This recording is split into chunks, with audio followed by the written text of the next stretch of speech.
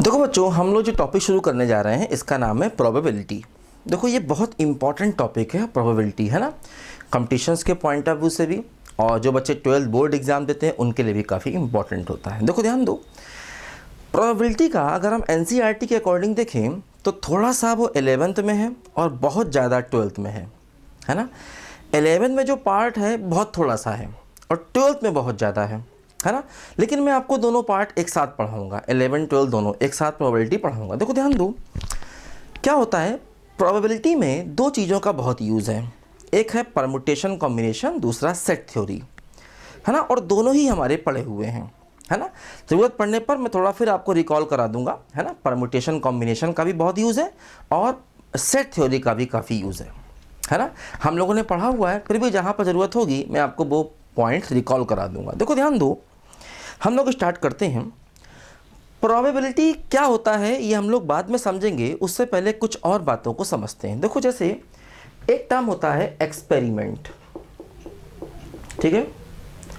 हम सब लोगों ने ये एक्सपेरिमेंट वर्ड जरूर सुना होगा। एक्सपेरिमेंट वर्ड कहाँ सुना है? जैसे हमने सुना होगा अपने फिजिक्स या केमिस्ट्री की लैब में कि आज हम लोग एक्सपेरिमेंट करेंगे, है ना। या जैसे मान लीजिए फॉर एग्ज़ाम्पल आपके घर में फादर हैं, मदर हैं, अंकल कोई आते हैं तो वो कहते हैं आज मैंने अपने बिजनेस में एक नया एक्सपेरिमेंट किया, अब मेरा बिजनेस बहुत अच्छा चल जाएगा, है ना। या जैसे आप कहते हो कि आज मैंने अपनी पढ़ाई में एक नया एक्सपेरिमेंट किया, है ना, तो अब मेरी पढ़ाई बहुत अच्छी हो जाएगी। तो एक्सपेरिमेंट वर्ड हम लोग आम तौर पे यूज़ करते रहते हैं। अब देखो होता क्या है, मैथ्स क्या कहता है, मैथमेटिक्स एक्सपेरिमेंट के बारे में क्या कहता है ना। तो एक्सपेरिमेंट की जो मैथमेटिकल डेफिनेशन है वो ये कहती है ऐसा कोई काम जिसके रिजल्ट, है ना, जिसके रिजल्ट वेल डिफाइंड हो, है ना। रिजल्ट को यहाँ ये लोग आउटकम्स भी कहते हैं। ऐसा कोई काम जिसके आउटकम्स वेल डिफाइंड हो, या ऐसा कहो ऐसा कोई काम जिसके रिजल्ट वेल डिफाइंड हो, है ना। तो देखो इसकी मैथमेटिकल डेफिनेशन ये होती है एन ऑपरेशन, ठीक है, एन ऑपरेशन, ठीक है, which has well defined outcomes, ठीक है। आउटकम्स का मतलब होता है रिजल्ट। अब देखो जैसे ये वेल डिफाइंड वर्ड हम लोगों ने सेट थ्योरी में भी सुना था। सेट थ्योरी में तो मैंने क्या बताया था उस समय, वेल डिफाइंड का मतलब जिसको पहचाना जा सके। सेट थ्योरी में भी मैंने बताया था वेल डिफाइंड का मतलब जिसको पहचाना जा सके, है ना। एन ऑपरेशन, ऑपरेशन का मतलब काम, कोई भी ऐसा काम, है ना, जिसके वेल डिफाइंड आउटकम्स हो। आउटकम्स का मतलब होता है रिजल्ट्स, जिसके रिजल्ट्स को पहचाना जा सके। जैसे मान लो फॉर एग्जांपल हमारे पास बहुत सी किताबें हैं और हमने उनमें से एक किताब को उठाया, है ना, एक किताब को उठाया। अब वो किताब कोई भी हो सकती है, मैथ्स की, फिजिक्स की, केमिस्ट्री की, इंग्लिश की, कोई भी हो सकती है ना। तो ये जो हमारा काम है इसके आउटकम्स पहचाने जा सकते हैं, हमने कौन सी किताब को उठाया, है ना। तो इसको हम मैथमेटिकल लैंग्वेज में एक्सपेरिमेंट कहेंगे, है ना। मतलब हमने एक बुक उठाई और वो बुक कौन सी है ये हम पहचान सकते हैं, या हमारे आसपास खड़े लोग भी पहचान सकते हैं कि हमने कौन सी बुक उठाई, कहाँ से उठाई, है ना। तो ये जो है इसका रिजल्ट निकला, इसका जो आउटकम्स आया ये वेल डिफाइंड है, यानी इसको हम पहचान सकते हैं। इसलिए मैथमेटिक्स की लैंग्वेज में ये एक एक्सपेरिमेंट हो गया, ठीक। जैसे मान लो फॉर एग्जांपल हमारे पास ताश की गड्डी है और हमने वहाँ से दो ताश के पत्ते एक साथ निकाले, प्लेइंग कार्ड्स दो हमने एक साथ निकाले। तो जो दो ताश हम निकालेंगे ये कोई भी दो हो सकते हैं और ये वेल डिफाइंड है, इसके आउटकम्स वेल डिफाइंड हैं। हमने क्या काम किया ये सब लोग देख सकते हैं, समझ सकते हैं, पहचान सकते हैं, या हम भी पहचान सकते हैं। तो ये जो है ये एक एक्सपेरिमेंट है। या जैसे मान लो हमारे पास एक कॉइन है, मैंने कॉइन को उछाल दिया। अब कॉइन को उछाला तो ये सब देख सकते हैं कि मैंने कॉइन को उछाला, उसका रिजल्ट आ सकता है, हेड आएगा या टेल आएगा, कुछ भी आएगा, है ना। या जैसे मान लो मैंने डाइस को फेंका, अब डाइस को फेंकेंगे तो ये भी इसके जो आउटकम्स हैं ये वेल डिफाइंड है, सब लोग समझ सकते हैं कि 1 आएगा, 2 आएगा, 3 आएगा, 4 आएगा, 5 आएगा या फिर 6 आएगा, है ना। तो जिनके ये सारे के सारे जो हैं ये मैथमेटिक्स की भाषा में एक्सपेरिमेंट कहलाते हैं, जो मैंने एग्जाम्पल दिए। अब जैसे मान लो हमने क्या किया, फॉर एग्जाम्पल हमारे पास एक अलमारी थी, उसमें कुछ किताबें रखी थी। हमने क्या किया, उन किताबों को इधर उधर करना शुरू कर दिया, एक को यहाँ रखा, उसको यहाँ रखा, इसको यहाँ रखा, उसको यहाँ रख दिया, ऐसे करके, है ना।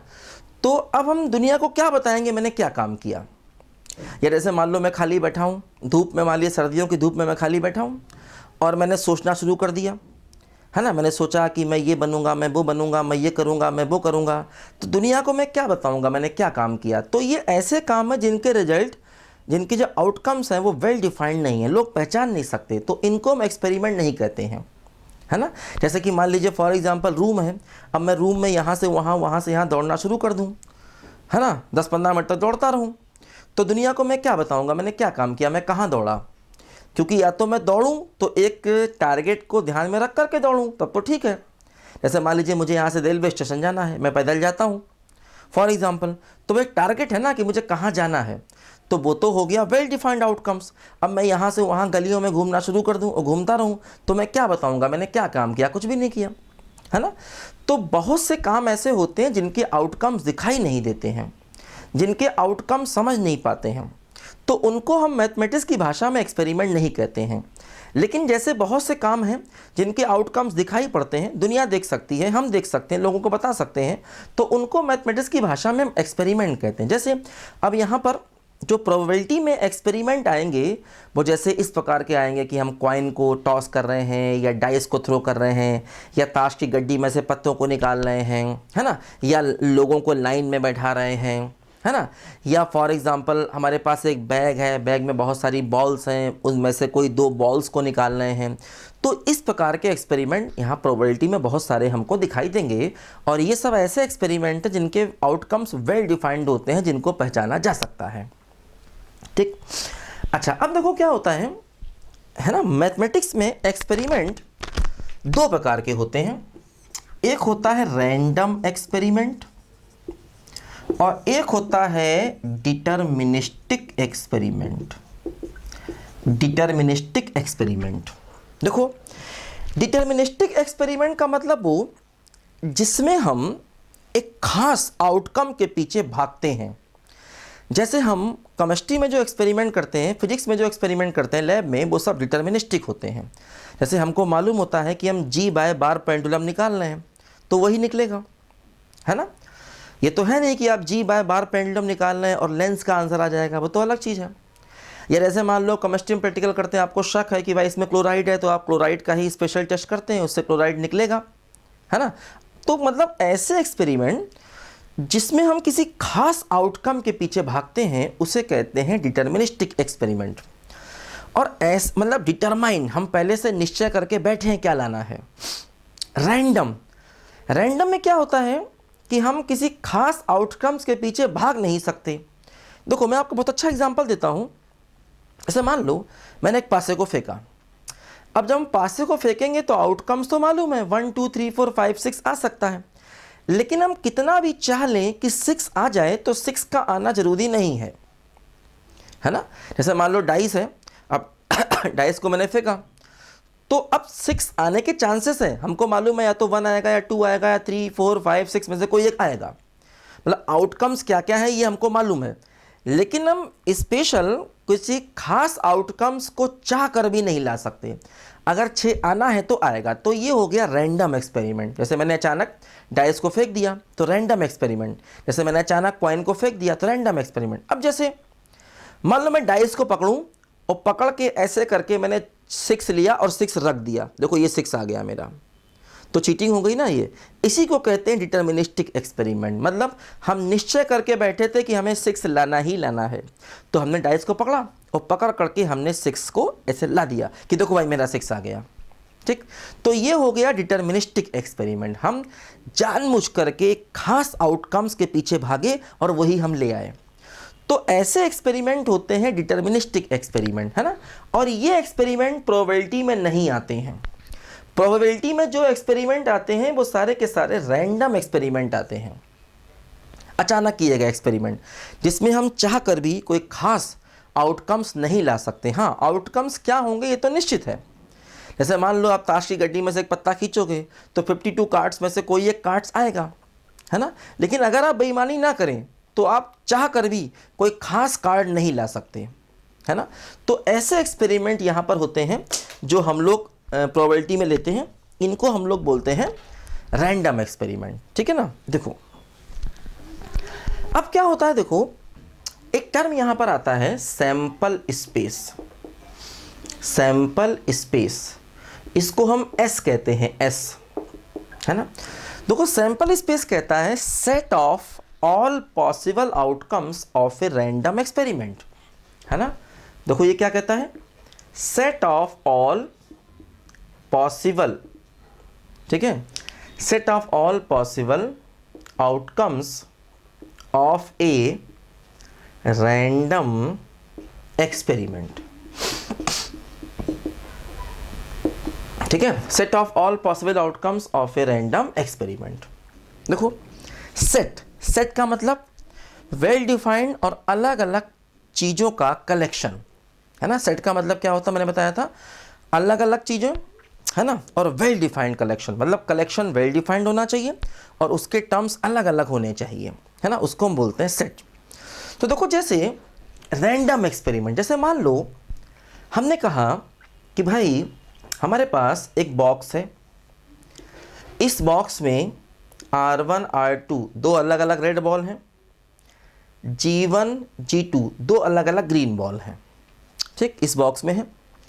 और हमसे कहा गया कि 2 बॉल्स आर ड्रॉन, दो गेंदे निकाली जाएं, है ना, एक साथ, है ना, एट ए टाइम, है ना, साइमल्टेनियसली भी कह सकते हैं, साइमल्टेनियसली, ठीक है। हमने दो गेंदे एक साथ निकाली, तो अगर हम दो गेंदे एक साथ निकालेंगे, देखो क्या क्या हो सकता है, R1 R2 निकल सकते हैं, है ना, R1 G1 निकल सकते हैं,